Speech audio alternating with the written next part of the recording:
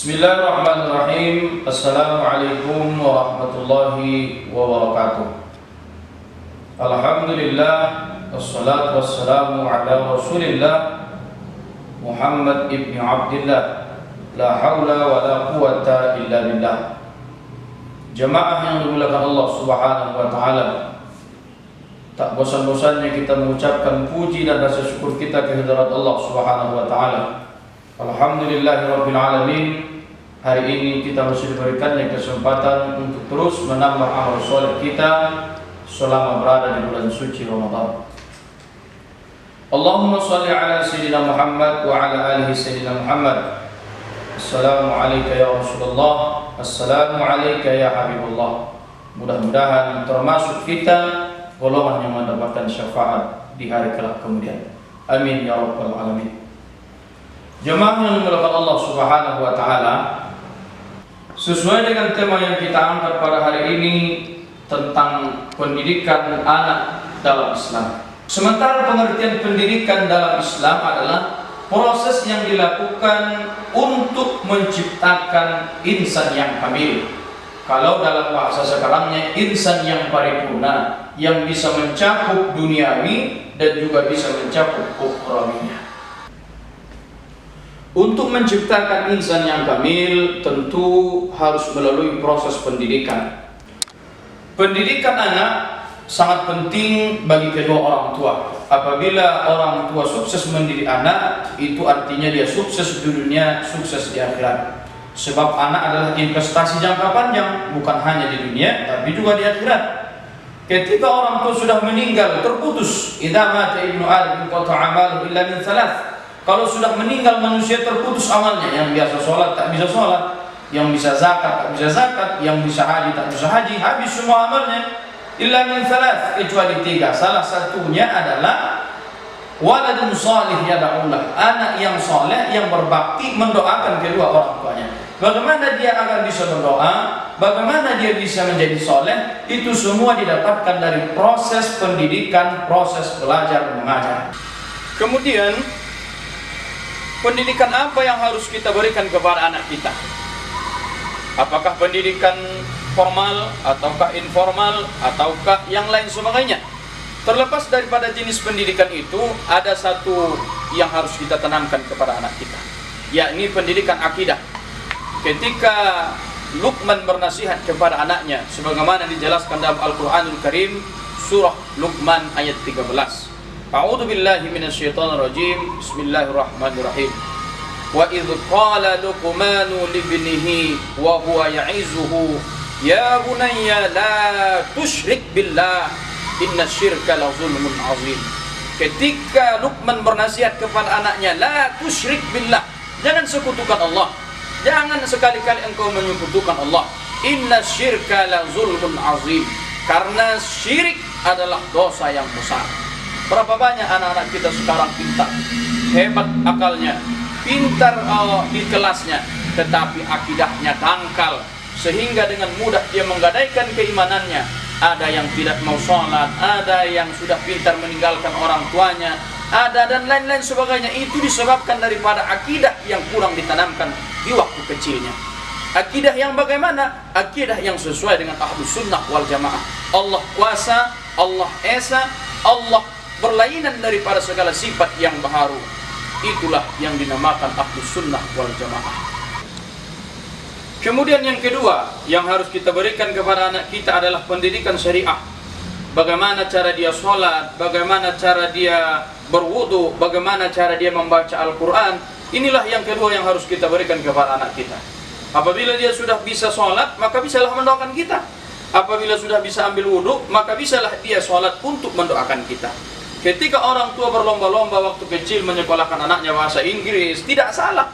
Menyekolahkan anaknya matematika, bagus. Tetapi ada yang paling penting, ada yang paling utama, yakni memberikan pendidikan syariah kepada anak kita. Cuma ada beberapa kendala orang tua dalam memahami pendidikan agama bagi anak-anak yang masih kecil. Ada orang tua yang kalau urusan dunia semangat dia, besok kami mau les tambahan di sekolah, pakai sepatu ini, pakai sepatu itu, semangat mamanya beli. Ma, kami mau bayar uang bahasa Inggris berapa? 200.000. Semangat mamanya bayar. Tapi ketika berhubungan dengan guru agamanya di MDA, di masjid, di sekolah, dimanapun tempatnya berada, anaknya minta uang. Kata Ustadz, ma, uang sekolah mengaji adek sudah jatuh tempo, uang MDA adek sudah lewat masa pembayaran. Orang tuanya malah enak bilang, bulan depan aja lah. Dapat bulan depannya aja lagi lah. Sehingga dia anggap sepele terhadap guru-guru agama. Padahal dia tidak mengetahui bahwasanya peran agama di dalam anak sangatlah penting membentuk anak yang soleh. Jadi ketika dia diberikan anaknya meminta untuk urusan dunia, dia semangat beli ini beli itu. Tetapi ketika diminta untuk urusan akhirat anaknya, beli Al-Quran, kata Ustadz bayar SPP, kecek bilang sama Ustadz tuh jangan uang terus yang dimintanya. Padahal Ustadznya ini minta cuma sekali sebulan, itu pun cuma 25.000. Inilah ironi yang terjadi di tengah masyarakat kita. Doa meminta anak yang soleh jalan terus, tetapi jalan untuk mendapatkan anak yang soleh sering terabaikan.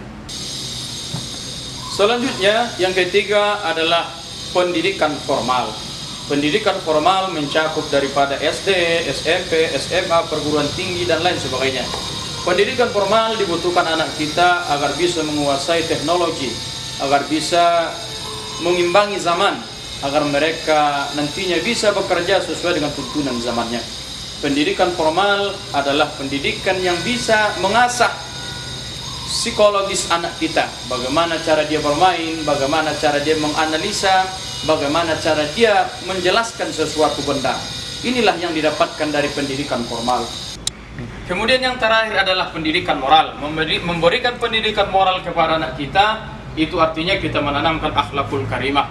Akhlakul karimah didapatkan dari orang tua yang mempunyai akhlakul karimah. Jadi jangan kita berharap anak kita bisa moralnya bagus, akhlaknya bagus, kalau ternyata orang tuanya akhlaknya tidak ada, moralnya rusak. Manggil anaknya, disebutnya nama-nama binatang, disebutnya nama-nama yang tak bagus. Sehingga dengan tidak sadar dia memberikan pendidikan moral yang kurang bagus kepada anaknya. Maka jangan heran nanti anak kita memanggil kita, kenapa demikian?